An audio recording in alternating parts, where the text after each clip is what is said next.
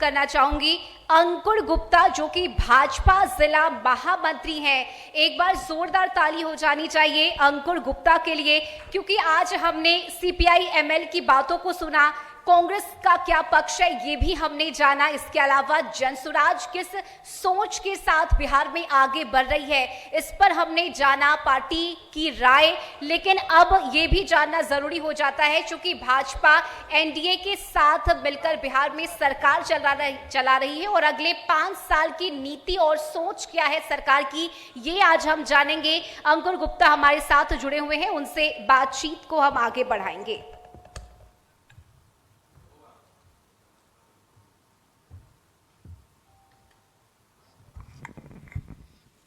बहुत स्वागत है अंकुर गुप्ता जी आपका कशिश के इस मंच पर। मैं आपको और आपकी समस्त टीम को धन्यवाद देता हूं कि आप लोग मिथिला की पवित्र धरती दरभंगा में आके आप लोग ये कॉन्क्लेव करके सभी दल के लोगों को आप लोगों ने एकत्रित किया, उनके विचार को चुनाव के मुद्दे पर रखने का अवसर दिया। मैं उसके लिए आपको धन्यवाद देता हूं। आप बड़े ही इत्मीनान से बैठकर सुने हैं, आपने हर पार्टी के पक्ष को सुना, क्या उनका कहना है, उनके आरोप क्या हैं। अब आपकी बारी है। देखिए, चुनाव का टाइम जब जब आता है किसी भी प्रदेश में, तो जो पुरानी पार्टियां रहती हैं, चुनाव का वोट जो प्रतिशत होता है वहां की जनता तय करती है, और जनता 5 साल में किए गए उस पार्टी के विकास को देखती है कि उनके सरकार में आने से उनके प्रदेश का, उनके जिस विधानसभा के जिले का क्या विकास हुआ। उसी के आधार पर जनता हमेशा अपना निर्णय लेती है, और जनता का जो निर्णय होता है वो एकदम चुनाव की जब माहौल बनती है तो सभी लोग अपने अपने माइंड को सेट कर लेते हैं कि हमें अपना मत कहाँ देना है। बीच में ये सारे चीज आती हैं, इन पे आरोप लगते हैं, वो लगते हैं, नई पार्टियां आती हैं, फिर जब चुनाव खत्म होता है तो वो पार्टियां कहाँ चली जाती हैं, फिर अगले 5 वर्ष के बाद फिर वो नजर आते हैं, और कितने पार्टियां ऐसी रहती हैं जो दोबारा नजर भी नहीं आती हैं। तो चुनाव का दौर है, उन्हें भी अपनी आजमाइश करने दीजिए, किन्हीं लोग का देखते हैं क्या होता है, जनता क्या निर्णय लेती है।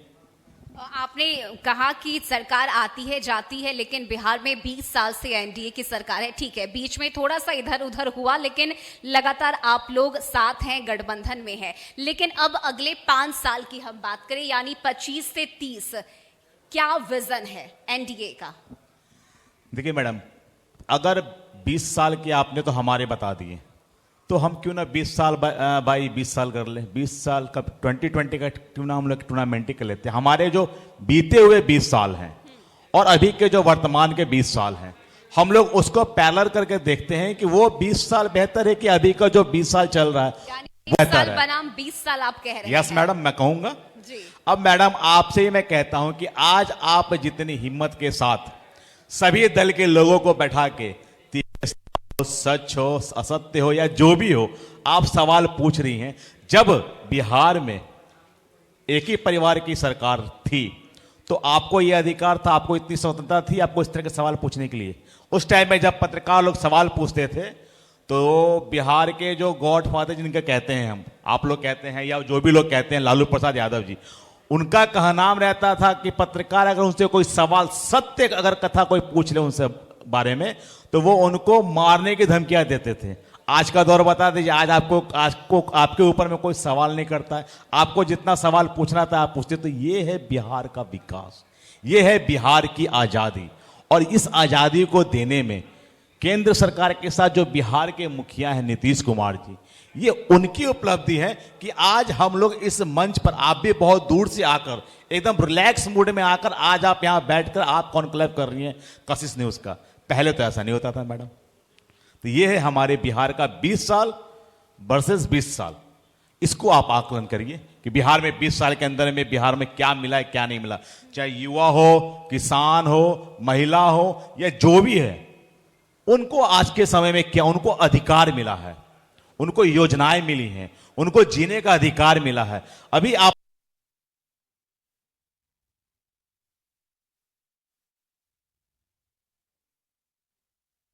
तो मखाने की कीमत दरभंगा में थी 400 से 500 रुपए, बेहतर क्वालिटी का मखाना।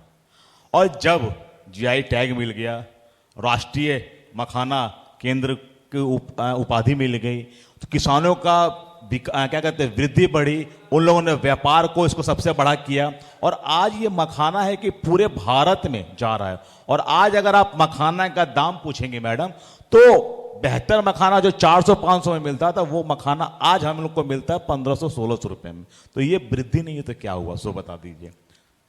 नहीं, उसका आरोप तो व्यापार ये बढ़ा लगाए कि जा नहीं रहे बढ़ा? हैं कि वो किसानों से ले तो लिए जाते हैं, लेकिन जिस मूल्य पर, जिस प्राइस पर लिए जाने थे उतने में नहीं लिया जाता। आप लोग उसे दुगुना करके बाहर भेजते तो है, इंपोर्ट तो होता है, लेकिन उनको उनके श्रम के मुताबिक मूल्य नहीं मिल पाता। मैडम ये तो हमारे जो मखाना के जो किसान भाई लोग हैं, सहनी समाज के लोग इस मखाना का किसानी का खेती करते हैं, तो वो लोग जो अभी बिहार सरकार के द्वारा, केंद्र सरकार के द्वारा जो दर निर्धारित की गई है, उनमें जो बढ़ोतरी हुई है, उसको वो लोग संतुष्ट हैं। क्योंकि पिछले बार जो होता था और अभी जो हो रहा है उसमें वृद्धि हुई है, तभी आज के समय में मखाना का उत्पाद जो है पहले के तुलना में काफी बड़ा है। लोगों ने मखाना का उद्योग बढ़ाया है। मछली की बात करेंगे तो तालाबों में मछली का उद्योग बढ़ाया है। अगर ये उनके हिसाब की अगर उन्हें वृद्धि नहीं मिलती, उनकी मेहनताना नहीं मिलता, तो वो लोग इस व्यापार को आगे नहीं बढ़ाते। वो लोग किसान मखाना का खेती नहीं करते, मछली की व्यापारी नहीं करते। उन्हें उनके हिसाब से जो लागत है उसमें बढ़ोतरी करके उनको दिया गया, तो आज वो लोग खुश हैं। ये आरोप जो लगा रहे हैं, वो तो आरोप लगाना उनका काम रहता है मैडम। उन्होंने जब उनकी सरकार थी तो उन्होंने कभी आरोप नहीं लगाया। जब आज वृद्धि हो रही है तो वो आरोप, उनके पास कोई एजेंडा नहीं, तो कोई ना कोई मुद्दा लेके रोड पर वो लोग रहेंगे, हमारे किसान भाई युवा महिलाओं को गुमराह करेंगे। करने दीजिए। मिथिलांचल का विकास नहीं हुआ है, ये भी कहा जा रहा है। मैडम मिथिला के विकास की अगर आप बात करेंगी तो आप भी आई होंगी तो रोड से ही आई होंगी या फ्लाइट से आई होंगी। पहले आप लोग को आना आता था तो आप लोग आती थी पटना, पटना से फिर वहां से दरभंगा आना पड़ता था। मैडम आज के टाइम में बिहार में 6 एयरपोर्ट हो गए हैं, जिसमें मिथिला भी है, पूर्णिया भी है, भागलपुर भी है, और फतुआ के साइड में भी एक शुरू होने वाला। मतलब 6 आपको एयरपोर्ट मिल गए। दूसरा, जब 2005 की आप बात करें विकास, मैं मिथिला की बात करूंगा, आपने मिथिला का सवाल किया है। मिथिला से हमें पटना जाने में उस टाइम में लगते थे 8 घंटे 7 घंटे। गाड़ी पहुंचने के बाद सही सलामत रहती थी, या जाने वाले आप भी जर्नी की होंगी, आप भी यहीं की हैं, तो आप इस बात को नकार नहीं सकती। आज हम लोग को जाने में कितना समय लगता है। तो जो रोड का जो जाल बिछा है, ये तो विकास, इस पर तो आप क्वेश्चन नहीं कर सकते कि विकास नहीं हुआ है। उसके बाद आप आ जाइए, दरभंगा में DMCH अस्पताल है, जो उत्तर बिहार का सबसे बड़ा अस्पताल। जब RJD की सरकार थी तो उस अस्पताल के बेड पर कुत्ते रहते थे, जानवर रहते थे, वहां पर इलाज नहीं होती थी। और आज का आप जाके DMCH, मैं आपसे एक आग्रह रिक्वेस्ट करूंगा कि आप जाके DMCH घूम लेंगी। जो अपग्रेड हुआ है कि आज के टाइम में हमारा DMCH प्राइवेट अस्पताल से बेहतर इलाज दे रहा है। और आज यहाँ के मिथिला के जो लोग हैं इलाज वहां कराने जाते हैं, वो पूर्ण विश्वास के साथ जाते हैं कि वहां बेड कम पड़ जाती है। आप विकास की बात कर रही हैं मैडम, अभी दरभंगा में एक मेडिकल कॉलेज खुल रहा है, उसमें 1400 बेड का अस्पताल बन रहा है। DMCH की आपने बात कही है कि यहाँ समुचित इलाज मिलता है मरीजों को, लेकिन कई वीडियोस भी सामने आते हैं। विपक्ष भले ही उस वीडियो को साझा करे सोशल मीडिया के जरिए, लेकिन हमने वो तस्वीरें भी हमें देखने को मिलती है जहां पर कचरे लगे रहते हैं, या जब भी थोड़ी सी बरसात होती है DMCH डूब जाता है। शराब पार्टी होती है आपके DMCH में। मैडम पानी की अगर बात करेंगी तो आप भी, मुझे लगता है कि आप भी मतलब दूसरे स्टेट से होंगे, दिल्ली से या मुंबई जैसी की बात करेंगी। नहीं, मैं यही मिथिला मैं एक बात, आप वहां घूमती होंगी मैडम, अगर कहीं भी दुनिया के किसी भी कोने में अगर बरसात होती है तो उस पानी को निकलने के लिए कम से कम 1 घंटा का समय लगता है। और उस 1 घंटे के समय के पर अगर आप वीडियो बना के अगर सोशल मीडिया पे डालेंगे तो ये तो हर आदमी जानता है, रोड बनाने वाला, नाला बनाने वाला या उधर से गुजरने वाला, कि बरसात हुई है, घर में जब छत पे पानी पड़ता है तो हम लोग बनाते हैं बेहतर कि वो पानी जल्द से जल्द निकले, लेकिन तब भी निकलने में थोड़ा समय लगता ही लगता है। ऐसा नहीं कि बारिश खत्म पानी खत्म, थोड़ा समय लेता है, तो वो पानी एग्जिट होने में थोड़ा समय लगता है मैडम। तो इसके लिए हम हर रोड पर पानी की बात को हम इसको नहीं कह सकते।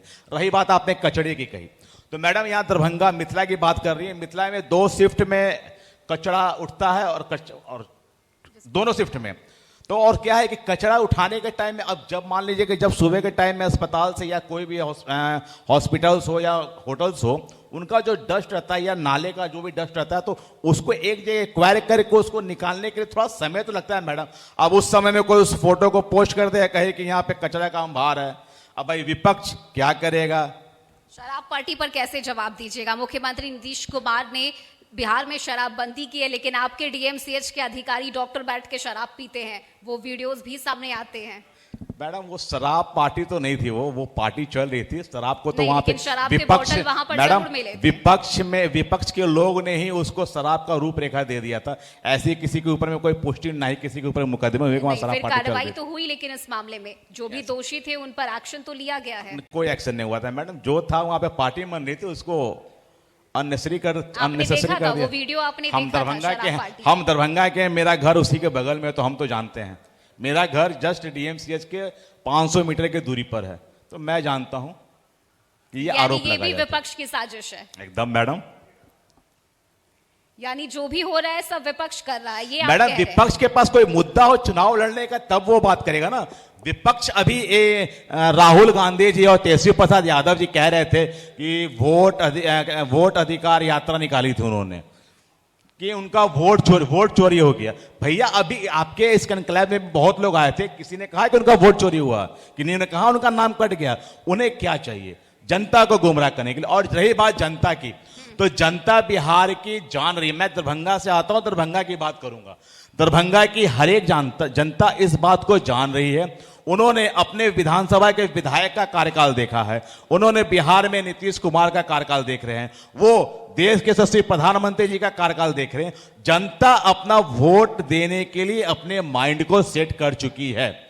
बस इंतजार है 6 तारीख का, और 14 तारीख को जो घोषणा होने वाली है, तो हम आपसे जरूर मिलेंगे और मिठाई हम आपको खिलाएंगे कि इस बार पूर्ण प्रचंड बहुमत की सीट लाकर हम अपनी सरकार बनाएंगे। और नीतीश कुमार जी फिर बिहार के विकास के लिए जो उन्होंने ग्राफ तैयार किया है, क्योंकि नीतीश कुमार जी चुनाव में जो भी एजेंडा हमारी बिहार की सरकार लाती है, केंद्र सरकार जो भी चुनाव में अपने एजेंडा लाती है, मैडम मैं कहूंगा कि उस एजेंडों पे काम होता है। ये हमारा एजेंडा ऐसा नहीं रहता, हमारी सरकार के ऐसे एजेंडे नहीं थे कि एजेंडा उन्होंने सुना दिया और जब चुनाव जीत गए तो फिर घर बैठ गए। क्योंकि मैं आपको याद दिलाता हूं, 2015 का चुनाव शायद आपको याद होगा, लालू प्रसाद यादव जी ने कहा था, नहीं मैं, हाँ 2010 के चुनाव की बात, 2010 की चुनाव, सॉरी हाँ 2000 के चुनाव, सॉरी 2000 के चुनाव जब हो रहे थे लालू प्रसाद यादव जी के, तो लालू प्रसाद यादव जी ने मंच से मीडिया के सामने कहा था कि अगर हमारी सरकार बनती है तो हम रोड हेमा मालिनी के गाल जैसे चिकन जरूर करेंगे। ये आपको पता होगा। लेकिन उनकी सरकार बनी, 2020 में उनकी सरकार बनी, लेकिन रोड जो है हेमा मालिनी के गाल जैसे तो नहीं थे, लेकिन अमरीश पुरी के गाल जैसे जरूर थे। इस बात को आप भी नकार नहीं सकती। तो ये है उनके झूठे वादे, जो सिर्फ लोगों को गुमराह करना जानते हैं, जो सिर्फ अपने परिवार की राजनीति करना चाहते हैं। मैडम आप मुझे बता दीजिए, जब से लालू प्रसाद यादव जी राजनीतिक में आए हैं, उनके साथ उस राजनीतिक को खड़ा करने के लिए उनके साथ बहुत लोग लगे हुए हैं। उन्होंने उनका खून पसीना पूरा जीवन समर्पित कर दिया। लेकिन जब मुख्यमंत्री बनने की बात आती है तो लालू प्रसाद यादव जी बनते हैं। जब वो जेल जाते हैं तो उसके बाद मुख्यमंत्री बनने की बात आती है तो राबड़ी देवी जी बन जाती हैं। फिर जब उन लोग पर लगता है चुनाव होता है तो अगर उप मुख्यमंत्री बनना है तो उनका बेटा बनते हैं, स्वास्थ्य मंत्री बनना है तो उनके बेटा बनते हैं, राज्यसभा सांसद बनना है तो उनकी बेटी बनती है, सांसद बनना है तो उनकी बेटी बनती है। ये कैसी पार्टी है? ये कैसा विकास है? एनडीए में सिर्फ भी तो 20 अपने साल परिवार से का नीतीश विकास। कुमार ही मुख्यमंत्री का चेहरा है। मैडम, जो आदमी काम करेगा नाम उसी का होगा। आज देश में चाय बेचने वाले का बेटा, कभी किसी ने सोचा नहीं होता। राहुल गांधी जी को रात में नींद नहीं आती है कि जो आदमी चाय बेचता था वो आज देश का प्रधानमंत्री बना हुआ, देश का सेवक बना हुआ, देश की जनता का वो जनोद्धार कर रहा है। उसका विकास की गाथा वो पढ़ते हैं हर बार में, जब उनका चैनल आता है, जब वो मन की बात करते हैं, कोई सौगात लेके आते हैं। जब जब वो बिहार की धरती पर आए हैं, उन्होंने बिहार के हर जिला को नई नई सौगातें दी हैं। और वो इस बात को देख के वो लोग डर चुके हैं कि ये आदमी जब तक है तब तक उनकी लोटियां डूब चुकी है। आज नीतीश कुमार कांग्रेस, की आप बात कर रहे हैं। मैं नीतीश कुमार जी की बात कर रहा हूं बिहार से, और केंद्र में नरेंद्र मोदी जी की बात कर रहा हूं। ये दोनों राम लक्ष्मण की जोड़ी जब तक हमारे भारत में है, भारत को ना कोई झुका सकता है, ना कोई गलत निगाहों से देख सकता है। मैं आपसे पूछना चाहता हूं मैडम कि यही भारत है, जब हमारे सैनिक बॉर्डर पर लड़ाई करने जाते थे तो उन्हें कैसे हथियार दिए जाते थे, और हमारे जब केंद्र में सरकार थी राहुल गांधी की, उनके परिवार कांग्रेस की, तो हथियार विदेशों से खरीद के आया जाता था। आज हमारा भारत है जो हथियार खुद निर्माण कर रहा है और दूसरे देशों को दे रहा है। तो ये उपलब्धि सबसे बड़े हमारे उन सैनिक जवान भाइयों के लिए हैं जिनके परिवार के लोग हमारे बिहार में भी है, मिथिला में भी। आज वो लोग कहते हैं कि बॉर्डर पे उनका बेटा सुरक्षित है। अभी पाकिस्तान के द्वारा जो हुआ था उसका करारा जवाब देकर हमारे एनडीए सरकार, हमारे केंद्र मंत्री नरेंद्र मोदी जी ने, जो हमारे प्रधानमंत्री जी ने जो सबक सिखा दिया है, ये एक मिसाल है। हम भारतीयों को क्या चाहिए? हमारी सुरक्षा चाहिए। हम बिहारियों को क्या चाहिए? हमारा सम्मान चाहिए। आज बिहारी जहां भी जाते हैं बिहारी को ऊंचे नजर देखा जाता है। एक समय था कि जब बिहारी को लोग बैठने नहीं देते थे। ये वो दिन भी हम नहीं भूल सकते हैं जब बिहारियों को लोग कहते थे, ये तेजस्वी प्रसाद यादव जी बिहार में लेकर आते उन लोगों को जिन्होंने बिहारी को अपमान किया था, जो कहते हैं कि बिहारी गटर साफ करने वाले, बिहारी चाय बेचने वाले, बिहारी शौचालय बेचने वाले, उन लोगों को हमारे बिहार की पवित्र धरती पर लाकर हमारे बिहार की पवित्र धरती को अपमानित करने का काम किया। ये लोग अपने स्वार्थ के लिए उन लोगों को ला सकते हैं जो हमारे बिहार को हमेशा अपमानित करने का काम किया, और उन पर जनता विश्वास करेगी। उनके झूठे वादों पर जनता विश्वास करेगी। आप कह रही हैं कि वो कह रहे हैं कि जब सरकार उनकी बनेगी तो बिहार में सरकारी नौकरियां देंगे, जितनी आबादी है उसका 30%।